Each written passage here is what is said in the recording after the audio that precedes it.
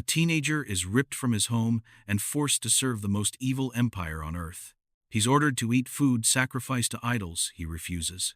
His friends are thrown into a furnace so hot it kills the soldiers who threw them in. They walk out unharmed. He's thrown into a den of lions for praying to God. He emerges without a scratch. He interprets dreams that drive kings insane. He sees visions that predict the rise and fall of empires 2,500 years before they happen. He prophesies the exact year the Messiah will be revealed, and he's right to the day. His name is Daniel. And his story isn't just ancient history, it's a blueprint for surviving as a believer in a hostile world. In the next hour, you'll discover how a teenage slave became the most powerful man in Babylon. The dreams and visions that predict world history with terrifying accuracy. The prophecy of the 70 weeks that proves Jesus is the Messiah. The end times timeline hidden in Daniel's apocalyptic visions. How to stand firm in your faith when the culture demands you compromise. This is the most comprehensive walkthrough of the book of Daniel you'll ever see. By the end, you'll understand why Daniel is the key to understanding Revelation, why his prophecies are being fulfilled right now, and how his courage can inspire yours. But first, comment below. Have you ever had to choose between obeying God and obeying authority? What did you do? Let's hear your stories. Part 1. The Captive Who Refused to Compromise. The Fall of Jerusalem, Daniel 1-1-2. The year is 605 BC. Jerusalem is under siege. The Babylonian Empire, the most powerful military force in the world, has surrounded the city. Daniel 1-1-2. In the 3rd year of the reign of Jehoiakim, king of Judah, Nebuchadnezzar, king of Babylon, came to Jerusalem and besieged it. And the Lord delivered Jehoiakim, king of Judah, into his hand, along with some of the articles from the temple of God. These he carried off to the temple of his God in Babylonia and put in the treasure house of his God. Notice what the text says. The Lord delivered Jehoiakim into his hand. This wasn't a military failure. This was God's judgment on Judah for centuries of idolatry and rebellion. The prophet Jeremiah had warned them for 23 years, "Repent, or you'll be taken captive to Babylon." They didn't listen. Now they're paying the price. Among the captives taken to Babylon are 4 young men. Daniel, whose Babylonian name becomes Belteshazzar; Hananiah, renamed Shadrach; Mishael, renamed Meshach; Azariah, renamed Abednego. These aren't random captives. They're specifically chosen. The Royal Training Program. Daniel 1-3-7. Daniel 1-3-4. Then the king ordered Ashpenaz, chief of his court officials, to bring into the king's service some of the Israelites from the royal family and the nobility, young men without any physical defect, handsome, showing aptitude for every kind of learning, well-informed, quick to understand, and qualified to serve in the king's palace.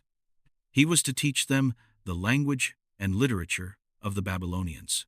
Nebuchadnezzar's strategy is brilliant. Take the best and brightest from conquered nations.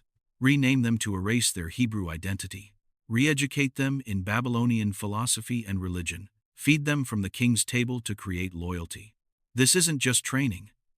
This is ideological reprogramming. The goal? Turn these Hebrew boys into Babylonian officials who will govern their own people on behalf of Babylon. It's cultural assimilation. It's identity erasure. It's brainwashing. And Daniel is only about 15 to 17 years old when this happens. The first test, the king's food. Daniel 1-8-16. Here's where Daniel draws a line. Daniel 1:8. But Daniel resolved not to defile himself with the royal food and wine, and he asked the chief official for permission not to defile himself this way. Why was the king's food a problem? The food was likely sacrificed to idols before being served, ceremonially unclean according to Jewish law, pork, shellfish, etc., a symbol of loyalty to Babylon's gods and king. To eat the king's food was to participate in Babylon's pagan worship system. And Daniel said, no. Think about the courage this required. He's a teenage slave in a foreign land. He has no power, no status, no leverage. Refusing could mean death. His 3 friends are watching to see what he'll do. But Daniel's loyalty to God trumps his fear of consequences. He proposes a test. Daniel 1:12, 1:3. Please test your servants for 10 days. Give us nothing but vegetables to eat and water to drink.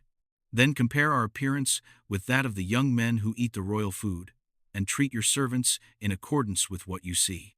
The official agrees. 10 days later. Daniel 1:15. At the end of the 10 days they looked healthier and better nourished than any of the young men who ate the royal food. God honors Daniel's faithfulness. And notice something important. Daniel didn't compromise, but he also wasn't obnoxious about it. He didn't loudly condemn everyone else. He didn't stage a protest. He respectfully proposed an alternative and let God prove his faithfulness. This is wisdom. The promotion. Daniel 1:17-1. 3 years of training pass. Daniel 1:17. To these 4 young men, God gave knowledge and understanding of all kinds of literature and learning. And Daniel could understand visions and dreams of all kinds. When they're brought before King Nebuchadnezzar, Daniel 1:19-20.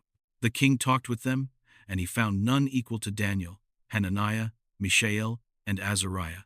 So they entered the king's service.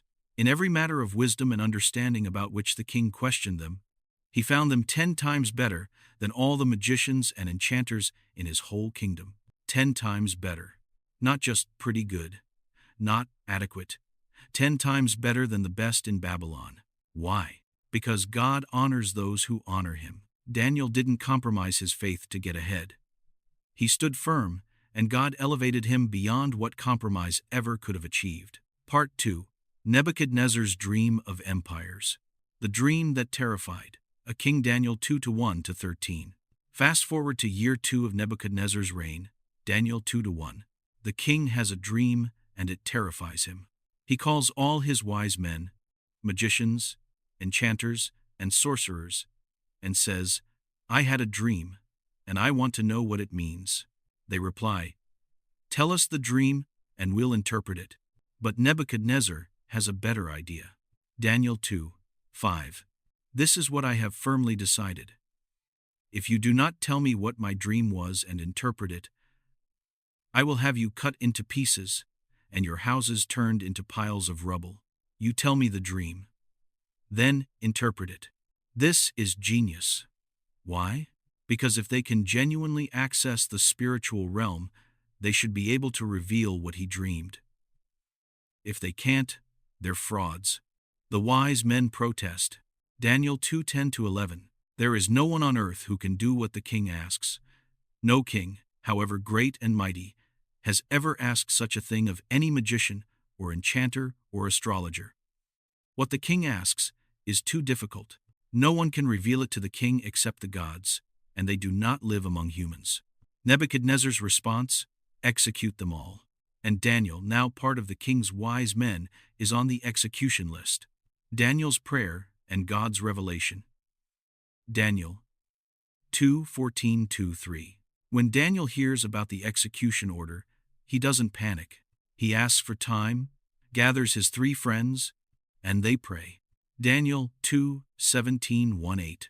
Then Daniel returned to his house and explained the matter to his friends Hananiah, Mishael, and Azariah.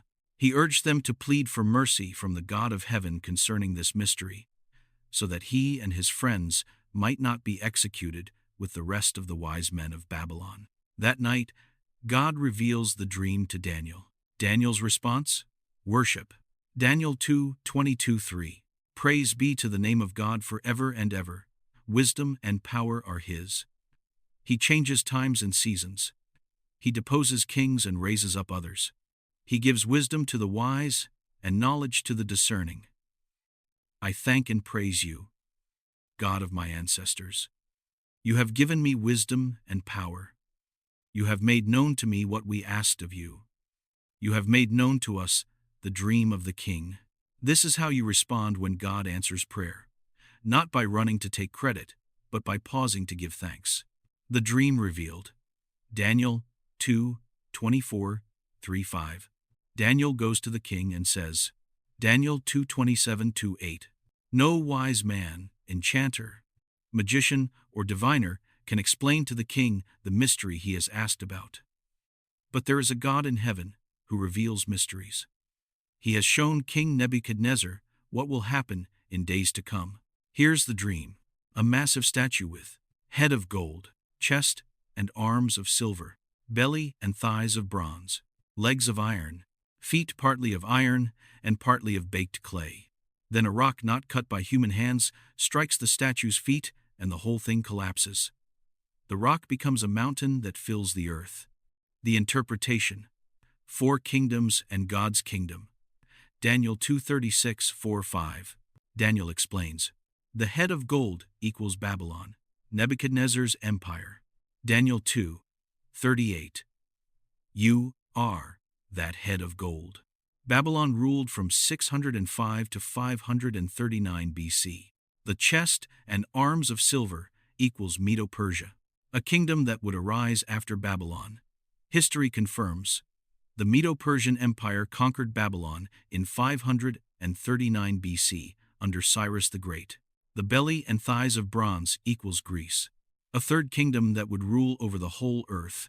History confirms Alexander the Great conquered the known world, 336 to 323 BC, establishing Greek culture everywhere. The legs of iron equals Rome, a fourth kingdom, strong as iron, that would crush and break all others. History confirms the Roman Empire, 27 BC, 476 AD, was the most powerful military force in history. The feet of iron mixed with clay equals the divided kingdom. Daniel 2:41-43. Just as you saw that the feet and toes were partly of baked clay and partly of iron, so this will be a divided kingdom. They will not remain united, any more than iron mixes with clay. After Rome fell in 476 AD, it split into the nations of Europe, which have never reunited, despite attempts by Charlemagne, Napoleon, and Hitler. The rock cut without hands equals the kingdom of God. Daniel 2:44. In the time of those kings, the God of heaven will set up a kingdom that will never be destroyed, nor will it be left to another people. It will crush all those kingdoms and bring them to an end, but it will itself endure forever. This is the second coming of Christ, when he establishes his eternal kingdom. The accuracy is stunning. Think about this.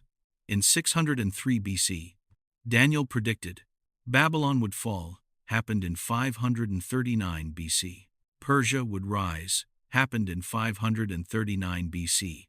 Greece would conquer Persia, happened in 331 BC. Rome would dominate the world, happened in 1st century BC. Rome would split and never reunite, happened in 476 AD, and continues today. Daniel predicted 2,500 years of history with perfect accuracy. No human could do that. Only God. Nebuchadnezzar's response? Daniel 2:46-47. Then King Nebuchadnezzar fell prostrate before Daniel and paid him honor. Surely your God is the God of gods and the Lord of kings and a revealer of mysteries. Stop here and comment. Knowing that Daniel predicted world history with 100% accuracy, 2,500 years in advance, how does that impact your faith in biblical prophecy? Does it make you take end times prophecies more seriously? Part 3. The Fiery Furnace. The Golden Statue. Daniel 3:1-7. Years pass. Nebuchadnezzar forgets Daniel's warning. He builds a golden statue, 90 feet tall, 9 feet wide, and commands everyone to worship it. Daniel 3:4-6. Then the herald loudly proclaimed, Nations and peoples of every language, this is what you are commanded to do. As soon as you hear the sound of the horn, flute, zither, lyre, harp, pipe, and all kinds of music, you must fall down and worship the image of gold that King Nebuchadnezzar has set up. Whoever does not fall down and worship will immediately be thrown into a blazing furnace. This is a test of loyalty. Everyone must bow or burn. But 3 Hebrew men refuse: Shadrach, Meshach, and Abednego. Notice, Daniel isn't mentioned. He's likely away on official business or in a position too high to be forced into this. The accusation and the offer. Daniel 3:8-18. Jealous Babylonian officials report the 3 Hebrews to the king. Nebuchadnezzar is furious. He gives them one more chance. Daniel 3:14-15. Is it true, Shadrach, Meshach, and Abednego, that you do not serve my gods or worship the image of gold I have set up? Now when you hear the sound of the horn, flute, zither, lyre, harp, pipe, and all kinds of music, if you are ready to fall down and worship the image I made, very good. But if you do not worship it, you will be thrown immediately into a blazing furnace. Then what God will be able to rescue you from my hand? What God will rescue you? Famous last words. The 3 men's response is one of the greatest declarations of faith in Scripture. Daniel 3:16-18. Shadrach, Meshach, and Abednego replied to him, King Nebuchadnezzar, we do not need to defend ourselves before you in this matter. If we are thrown into the blazing furnace, the God we serve is able to deliver us from it, and he will deliver us from your majesty's hand. But even if he does not, we want you to know, your majesty, that we will not serve your gods or worship the image of gold you have set up. Break this down.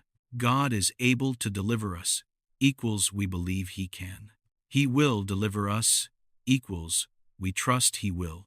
But even if he does not, equals, even if he chooses not to, we still won't bow. This is faith at its highest level. Not faith that demands God act a certain way, but faith that trusts God even when he doesn't. They're willing to die rather than compromise. The 4th man in the fire. Daniel 3:19-7. Nebuchadnezzar orders the furnace heated 7 times hotter than usual.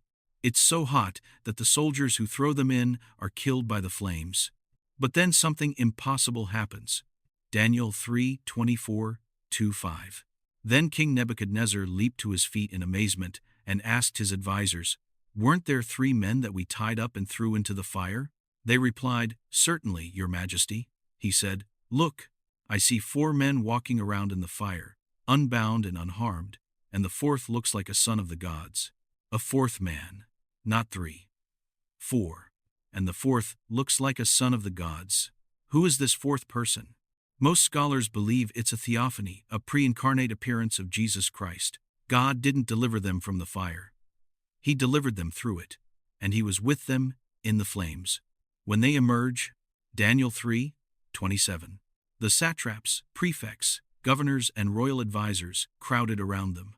They saw that the fire had not harmed their bodies, nor was a hair of their heads singed. Their robes were not scorched, and there was no smell of fire on them. No burns, no singed hair, not even the smell of smoke. The only thing the fire burned was the ropes binding them. The fire that was meant to destroy them set them free. That's what trials do for believers. The lesson: this story isn't just history.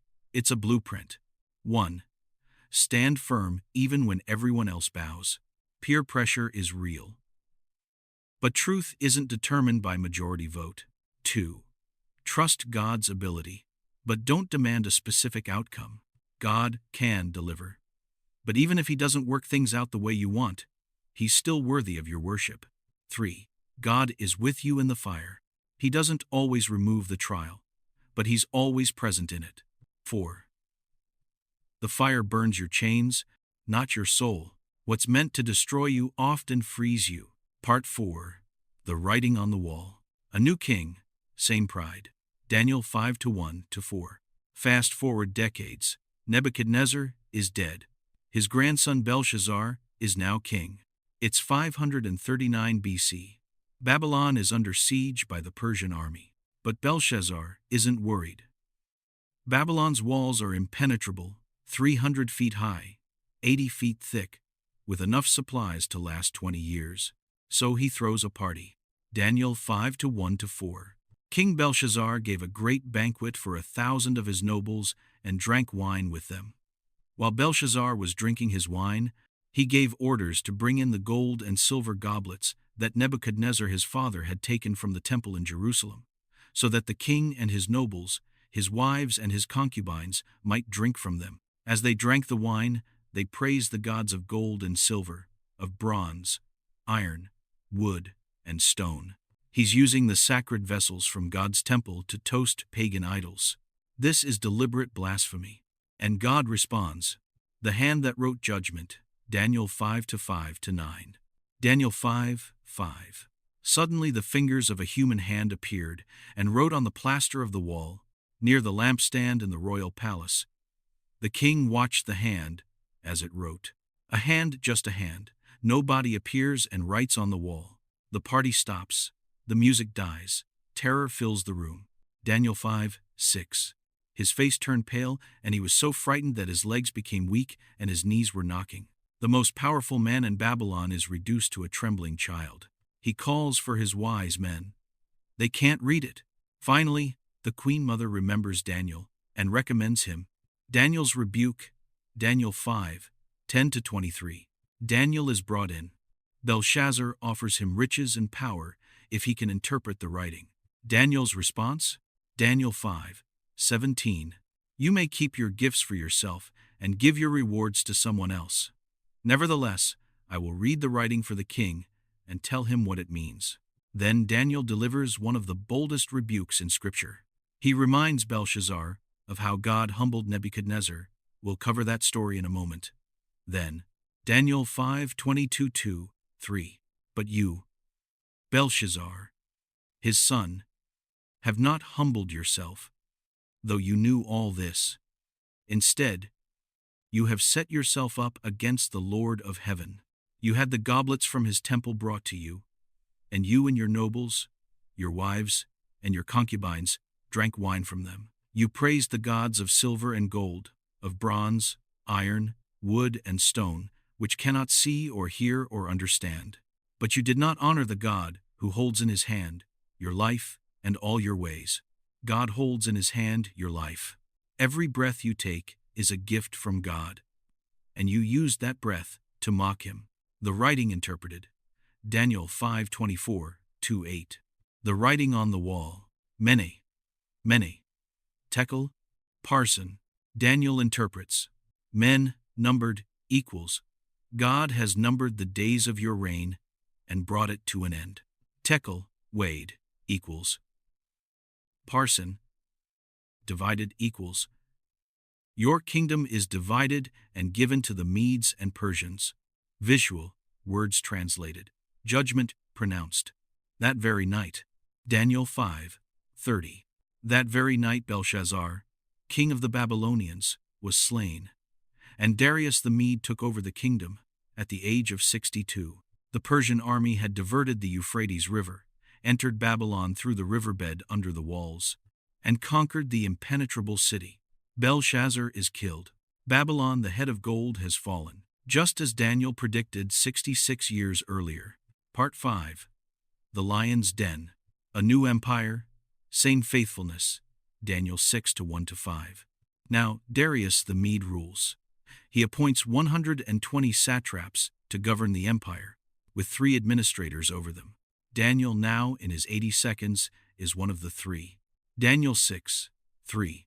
Now, Daniel so distinguished himself among the administrators and the satraps by his exceptional qualities that the king planned to set him over the whole kingdom. Daniel is about to become the prime minister of Persia, but the other officials are jealous.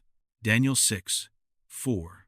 At this, the administrators and the satraps tried to find grounds for charges against Daniel in his conduct of government affairs, but they were unable to do so. They could find no corruption in him, because he was trustworthy and neither corrupt nor negligent. They investigate Daniel's entire career. They find nothing.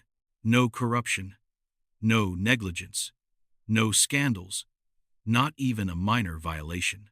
70+ years in politics without one ethical lapse. That's integrity. So they devise a plan. Daniel 6:5. Finally, these men said, "We will never find any basis for charges against this man Daniel unless it has something to do with the law of his God. We can only trap him through his religion." The trap. Daniel 6:6-9. They approach the king with a proposal. Daniel 6:7. All the royal administrators, prefects, satraps, advisors, and governors have agreed that the king should issue an edict and enforce the decree that anyone who prays to any god or human being during the next 30 days, except to you, your majesty, shall be thrown into the lion's den. It's clever. Appeal to the king's ego. Make him feel like a god for 30 days. Darius, flattered, signs the decree. And in Medo-Persian law, once signed, a decree cannot be changed. Daniel's response. Daniel 6:10. How does Daniel respond? Does he panic? Go into hiding? Pray secretly? No. Daniel 6:10.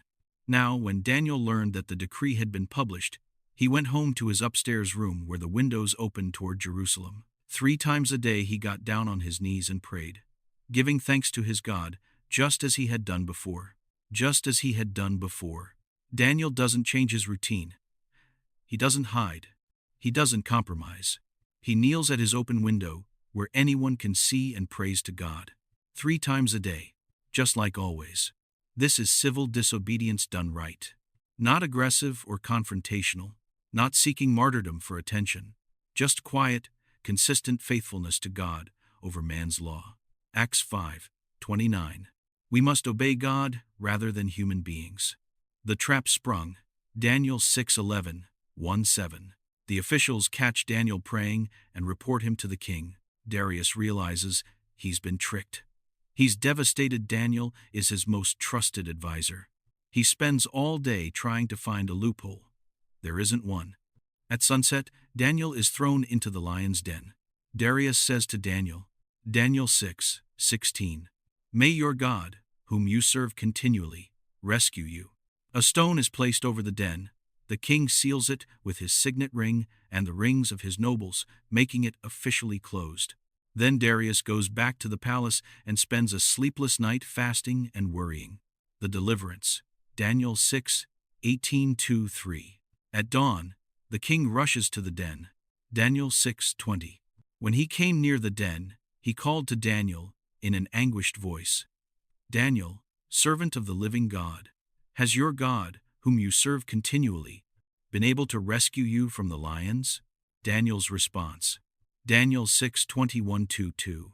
Daniel answered, May the king live forever. My God sent his angel, and he shut the mouths of the lions. They have not hurt me, because I was found innocent in his sight, nor have I ever done any wrong before you, your majesty.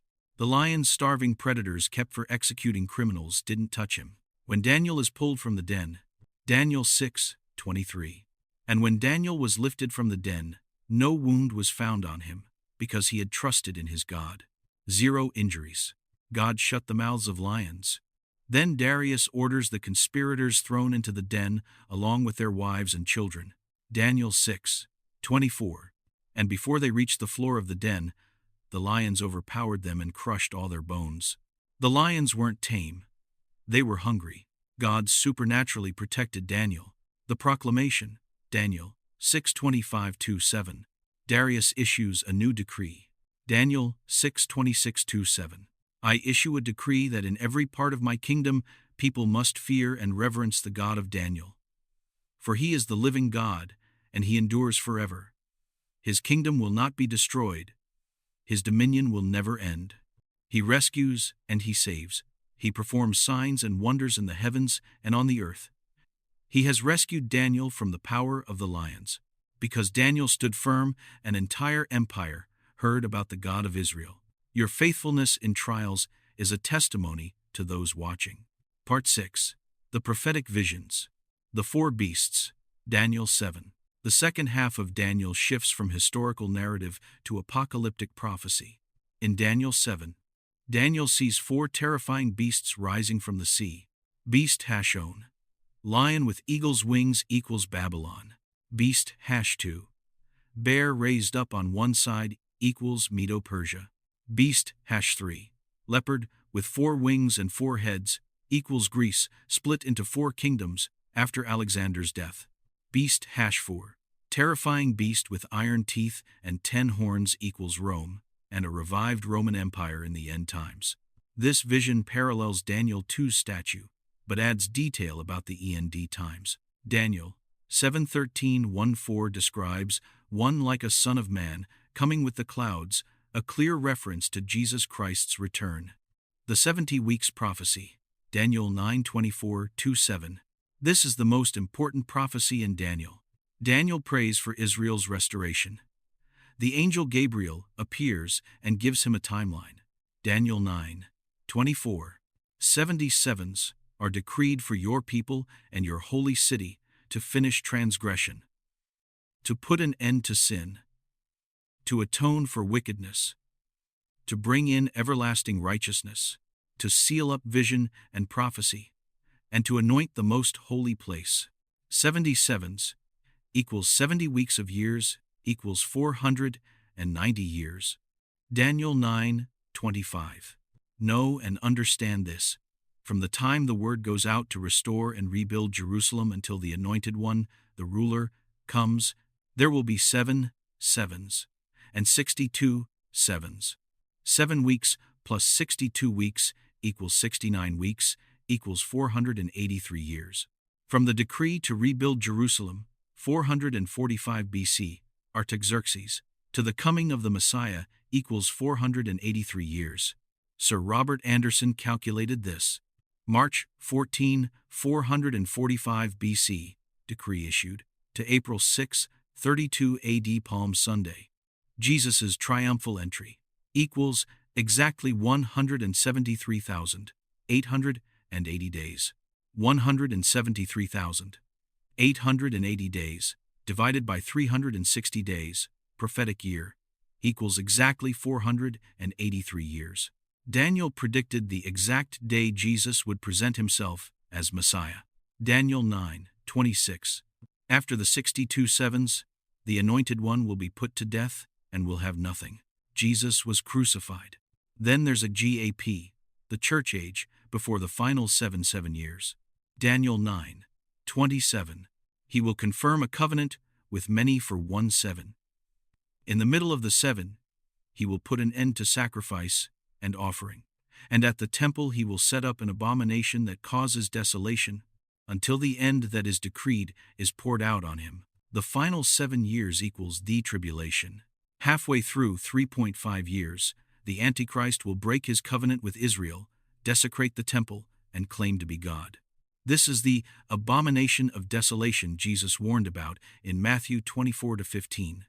Daniel's final visions, Daniel 10-12. In the final chapters, Daniel receives visions of the spiritual warfare behind world events, Daniel 10:12, 1-3. Angels fighting demons over nations. Detailed prophecies about Greece and Syria, Daniel 11. So accurate that skeptics claim it must have been written after the events. It wasn't. The time of the end, Daniel 12. The Great Tribulation, Resurrection, and Final Judgment, Daniel 12:1-2. There will be a time of distress, such as has not happened from the beginning of nations until then. But at that time, your people, everyone whose name is found written in the book, will be delivered. Multitudes who sleep in the dust of the earth will awake, some to everlasting life, others to shame and everlasting contempt. The book ends with Daniel being told to seal up the prophecy until the time of the end. Daniel 12:4. But you, Daniel, roll up and seal the words of the scroll until the time of the end. Many will go here and there to increase knowledge. We are living in that time. Part 7. Lessons from Daniel's life. What Daniel teaches us. 1. Compromise is a slippery slope. Daniel drew the line at eating the king's food. It seemed small, but it set the pattern for his entire life. Small compromises lead to big falls. 2. Excellence honors God. Daniel was 10 times better than his peers. Christians should be the best employees, the most trustworthy friends, the most excellent workers, not because we're earning salvation, but because we represent God. 3. Prayer is non-negotiable. Even when it was illegal, Daniel prayed 3 times a day. His relationship with God was more important than his life. 4.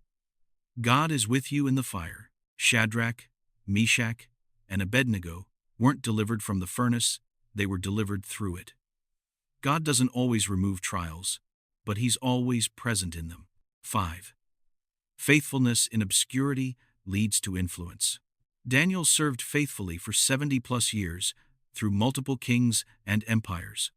His consistency earned him influence that platform-seeking never could. 6. Prophecy proves God's sovereignty. Daniel's prophecies, fulfilled with 100% accuracy, prove that God knows the end from the beginning. If he predicted the past accurately, we can trust his promises about the future. The Daniel calling for today. We're living in Babylon. Our culture demands we bow to its idols. Materialism, sexual immorality, relativism, self-worship, political correctness. And, like Daniel, we must choose. Will you eat from the king's table? Or will you stand firm? Will you bow when the music plays? Or will you risk the furnace? Will you close your windows and pray in secret? Or will you kneel openly before God? Daniel's message to us is clear. Don't compromise. Don't bow. Don't hide. Stand firm in your faith. Trust God with the consequences and watch him show up. He shut the mouths of lions. He walked in the fire. He revealed mysteries. He fulfilled prophecies. And he's the same God today. Final call to action. Here's my final question, and I want your honest answer in the comments.